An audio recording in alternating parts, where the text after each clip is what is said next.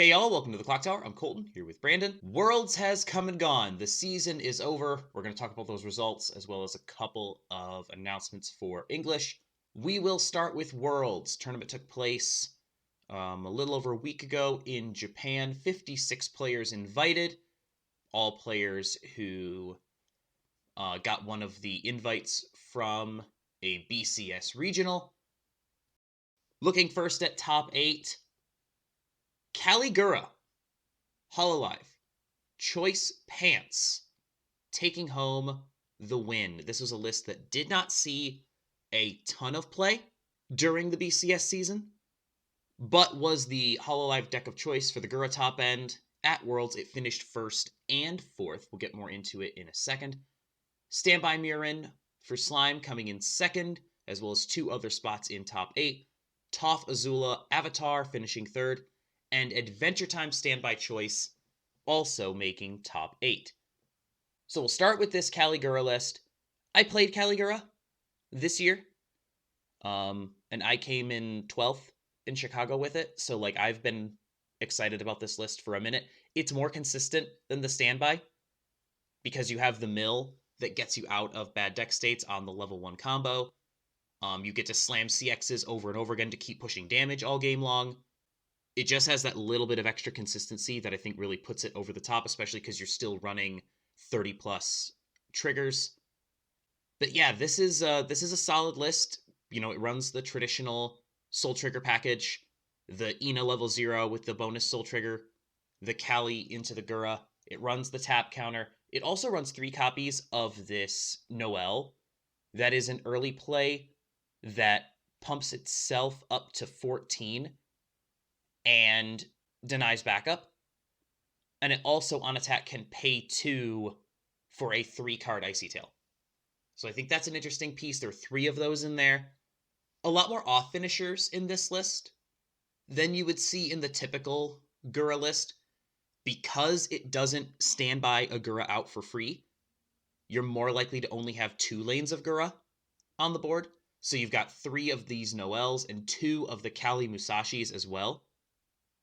So a little bit more of a diverse top end, whereas in the standby list, you're almost always trying to just triple Gura because you have the resources to do that. In this list, not quite as easy to triple, so it makes sense to have an off lane, but the more consistent damage push over the course of the game, because you get to slam 1k1s instead of standbys, kind of makes up for not having the gigantic 3-lane Gura finisher. I'm a big fan of this list. I also love this one of tech. Brayden was actually on this tech. He was the first person that I remember playing it. I'm sure other people have seen it as well. But I remember when Brayden showed this to me. It's the Arachno Trainer Hato. On play, it stuns one of your opponent's characters, and also on death, it stuns one of your opponent's characters. So it just denies standby Gura or anything else that tries to stand by something into the back row that it then wants to push forward and swing with, just doesn't let that thing move. It's a 1 of tech on a common, but that is such a good card for matchups. But yeah, solid list. Those are all from the list that won. Congratulations to Ryoshun, better known as Steve, from the Refresh Point show. Congratulations to him on his win. In the 4th place list, we see a couple of different things as well. We see the 2-1 Anya Melfissa in the back row. That comes out as a 12k that can't be backed up. And it also can pay 1, pitch 1 for a salvage, but there aren't any salvages in this, so it's literally just a 12k striker. A couple other different techs as well. You've got the 2-1 Botan that can potentially send a level 3 or lower character from the board on your opponent's side just into waiting room. And it also is a early play bomb. So different techs all around. It's a diverse list that you can play different ways. 4 copies of the Rene Rico in that list as well. Whereas Steve's list was playing the Watson that goes and gets cards that have soul triggers off the top 3 when it dies. So very different ways to play this list. The 4th place list also had the Hato Stunner as well. But in any case, great showing for Caligura at Worlds. It's worth noting that only Caligura made top 8 and not the Ozkigura, which have been accustomed to seeing throughout the season. So being able to see that meta call, meta switch to be able to make those things happen, I think is also really interesting too. Being able to switch from that kind of standby strategy to a little bit more 1k1, as because Cali can get those kinds of stock resources relatively efficiently, they are able to still pull off the massive Gura top end while also playing a little bit more standardized game. Yeah, and that choice trigger is so nice in a deck that runs 31 soul triggers. Like, the combo itself works with all the soul triggers, obviously, so like it's intended to pair with Gura, but being on choice, it also means that you can just get the Gura into hand, get the extra stock if you need it whenever you trigger it. Moving on to Slime, which finished second, as well as 2 other spots in top 8. All 3 of these decks ended up replacing the level 1 Shizu combo with some kind of standby. They didn't all replace it with the standby combo. 2 of them did, including the second place list, dropped in the Rimuru that combos with the standby. It's a 5/5 for free that on attack gains Twin Drive. So you just create 6 stock, try to trigger more standbys as well as more pants to get more cards into hand and to get more of your Mirrans on the board. They also all effectively played the Benimaru as their top end. All of them playing 2 or 3 copies of the Benimaru that requires 3 colors of experience, but when attacks, pay 1, pitch 1, reveal the top card, and burn X plus 1, equal to the level of the card revealed. One of the lists also has the Xion that is on attack, pay 2, pitch 2, burn all of your stock, burn 4, as well as an additional cancel burn 1 that you can put on something. So all of them, kind of remaining top end free, like combo top end free. Instead, going with the standby. Like I said, 2 of them with the combo, one of them just playing the raw standby and leaning more into the Bonder to the Murin as kind of the level 1 game. They do sit at 6/5 with Clock Encore. So in and of itself kind of forms something of a mid game that can do enough to support the Murin. Brandon, you've spent a lot more time with Slime than I have. A lot of one-ofs in these lists, a lot of tech pieces. Like, what do you think of the way that people responded to the Slime ban, specifically the way that they tried to implement Standby? I know there was a lot of people that actually tested out standby prior to fully going 8 pants with it, just because standby being such a powerful trigger allows a lot of different opportunities there, and trying to get that mirror in early was always something that was worth interesting in looking at. Essentially, what you're doing with that is you're bringing in the back row hexproof. Typically, you're trying to bring in that power to board, especially if you're playing along with the combo itself. That you're all of a sudden bumping up that base 5/5 combo, which is not super big, which will also pump it up to 7/5 across the board, which makes it a little bit more reasonable, especially since that combo cannot side attack with those combos. You have to front attack. That back row then, after anything you have after that, is basically standby and mirroring out to the front row. So you have those kind of standbys there just to build up that board quickly at 1, especially because you're triggering twice. So like your whole standby strategy with the combo especially is trying to just pump out those Mirrans, reminding us of a different deck that also tried to do that very thing, except tried to do it before attack. But kind of touching on some of those one-ofs that you talked about, how a lot of decks are able to run a lot of these one-ofs, because the Mirran combo is so selective, you're able to run a lot of these one-ofs because you have that kind of selectivity. Mirran allows you to be able to pick into the cards you need at that point in time. And so because you have a bunch of these different kinds of one-ofs, you have a lot of those different options. With that in mind, some of these one-ofs are more tech pieces for certain matchups, so you don't necessarily need them every matchup, so having just one of is perfectly fine with that kind of selectivity. The really, really interesting one is the one of Bonder to the Restander, being able to play that Bonder to get the ability to top check 2 and rearrange, so you can guarantee the Milim on play burn, as well as then kind of play into the Benimaru burn, so you know what you're going to trigger for those cards. So like having all those kind of benefits out of that kind of combination of cards really helps, I think, build an actual top end into this deck that may not look like it has one. Yeah, I think that both Slime and Hololive, as much as they are very, very different from each other, they both have, crucially, that excellent selectivity that allows you to just play these tech cards into matchups. Because both of these decks, I think it's pretty safe to say that these are the two most powerful sets in the meta, based on results and based on, obviously, worlds. These are the two most powerful and consistent sets in the meta. They both have very, very powerful tech pieces, but critically, they both have that selection. And because you're able to go in and get exactly the piece that you need for the matchup, a deck that is already powerful and already wants to dictate how the game is going can also be responsive when it plays into a matchup or a tech that isn't optimal for it, right? These decks are both clearly excellent, but that doesn't mean every matchup is going to go your way. That doesn't mean that you have a favored matchup in every matchup. But the fact that you're able to be aggressive and also very selective allows you to be responsive when you do run into those difficult matchups. Moving on to the final three decks that showed up in top 8, we have a Toph Azula Avatar finishing third. What you would expect to see from Avatar. The Toph level 1 is, the level 1 of choice at this point. Into the Azula combo that works with the Sokka, played 4 copies of the Sokka, trying to get those extra attacks off. Can be a massive top end if everything comes together. Clearly came together enough because it finishes third here. Also in top 8, we have a Hendrickson list from SDS. Hendrickson has, I think, officially supplanted Escanor as the deck of choice in SES. We've seen a handful of people who've been on it kind of from the beginning, and with the hits to Escanor, Hendrickson has really taken off. The Hendrickson's just a good top end. It's just aggressive. It's pay 1, pitch 2, burn 4. And damage-heavy top ends are, if you don't have an elite plussing engine in the mid-game like Slime, you're playing a very damage-heavy top end. Almost everything's playing a very aggressive top end that throws a bunch of damage at the board so that it can win from outside of 3-0.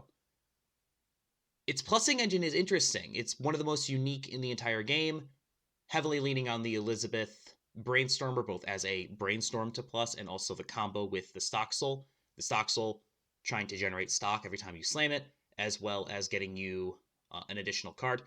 Almost feels like it's treading water until it can get further into the game, but it does enough plussing over the course of the game to kind of match the value of a traditional level 1. It also has other unique ways of trying to get pluses as well, like the Elaine Brainstormer that can sack a card to brainstorm instead of the traditional tap. So trying to get value that way, kind of using an already spent resource as a way to gain additional advantage.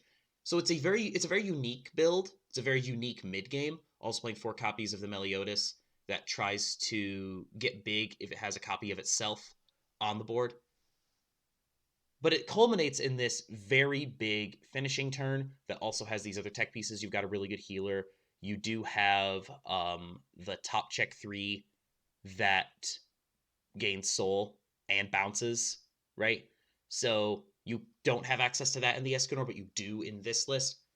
It's a unique build that has been refined over time, and it did well to get to top 8 here. And then finally, Adventure Time, Stand by Choice.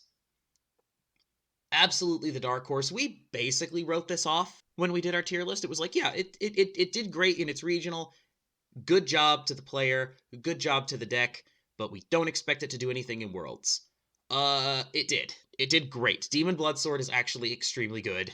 And I know for my part, I definitely underestimated how good it was going to be into a Worlds meta. Demon Bloodsword, a 2-1 event. Choose a character, sack it. If you do, bounce 2 of your opponent's characters to hand.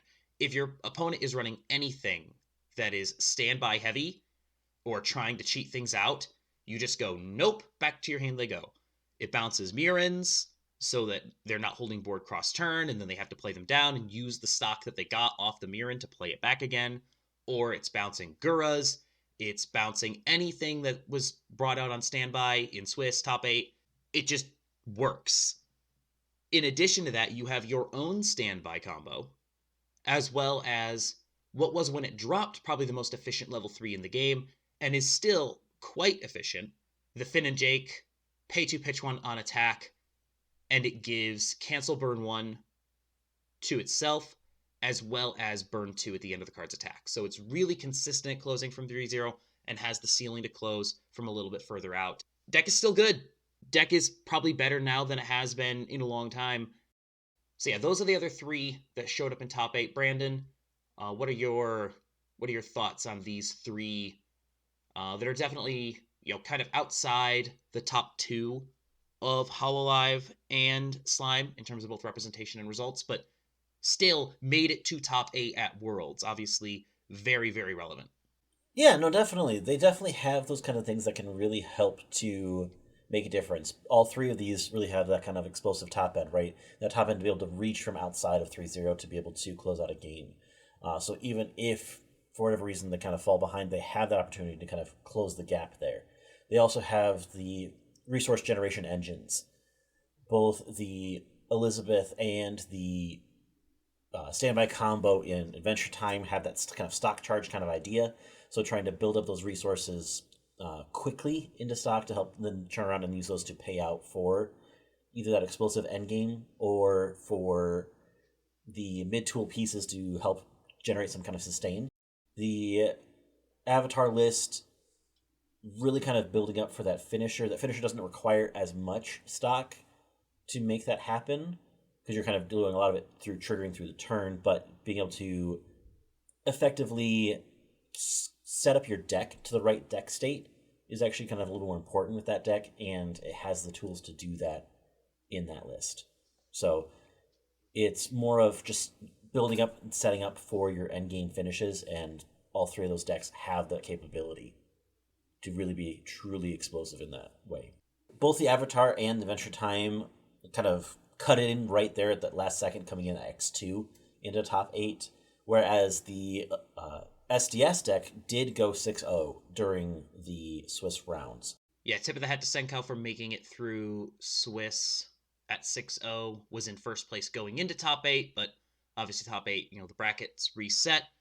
And then from there, it was Caligura, Standby Mirren, and Tafazula going 1, 2, 3. That's it for top 8. Briefly looking down the rest of the way, 3 more slimes made top 13. Our best Quince list came in 10th. It was 2-on-2 dead on the Nino 8 standby list. And really rough outing for Quince overall. Nino doing well here, playing all 3 of the standby combos into the pay 1, pitch 1, burn 3 top end. So 8 standby, still doing quite well for itself, but really a rough day all around for the rest of Quince. We don't have full deck lists / representation yet. Avis is keeping track of those things over on her website. We'll have a link in the description to that. If you or someone that you know has a list that's missing, you can fill out a little submission to help fill out the rest of the world's representation list. But we're going off of what is current as of recording. So Quince not having the best of days. Azure Lane finishing 11th on Bar Pants. A couple other Hololive lists. We see some Choco, some standby stuff. We thought standby was going to be in a really good position for Hololive going into Worlds. Nobody making top 8. No Hololive standby base list going better than 4-2. We do see some Sword Art, but the set really has been just nuked by comparison following the Alice ban. So we had a couple of Sword Art players.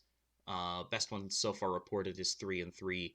And Overlord only had, as far as we know, 2 representatives at Worlds, and it had a rough time as well. So a diverse Worlds meta for sure. We even see some Guilty Gear. Dal showed up a little bit. Arfareta makes an appearance. So a very diverse set of decks at Worlds, but I think pretty clearly you have like Tier 1, which is Hololive and Slime. And then Tier 2, you've got things like SDS. You've got things like Avatar. Adventure Time is only represented by one person, and it goes top 8. Like I don't know how we can reasonably keep Adventure Time as far down on any tier list as we have been. Like when piloted by the right player, clearly it's still powerful. So Adventure Time, definitely has to be in consideration for like that second tier. And that's kind of where Quince falls as well. Like I think Quince maybe getting a little bit unlucky to get bubbled out of top 8, but regardless, didn't do as well as I think a lot of people expected. Probably the biggest surprise coming out of this Worlds competition. All right, finally, we'll wrap up briefly with a couple of updates to the release schedule. We have a date. Shakugan no Shana will come out on July 19th.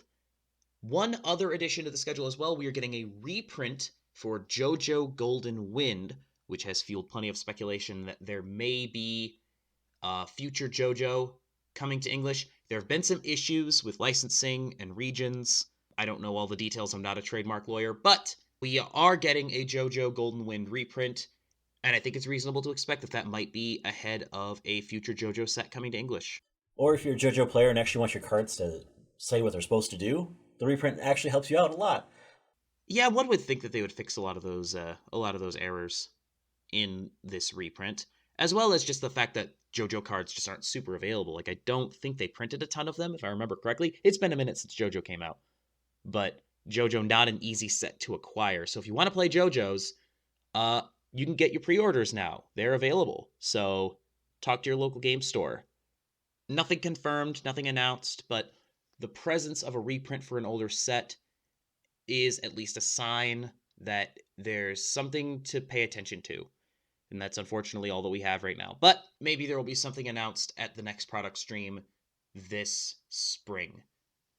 But that's all we got. Thank you so much for joining us. We'll be back on Thursday with 5 Cards, 5 Minutes. And next week, what are we doing next week? We're doing something next week. There will be videos. Next week, we're looking at continuing some of the Weiss, from some of our Weiss 101, 102. Getting back into some of those terms, the community terms that we've sometimes throw around that might just need an extra refresher of what they do and what they look like. Yep, so we're adding to the Weiss 102 glossary next week, and we'll also have, I think, 5 Cards, 5 Minutes for more Chainsaw Man. Until next time, thank you so much for joining us. Please like, share, comment, and subscribe, and have a good one. We'll see you then.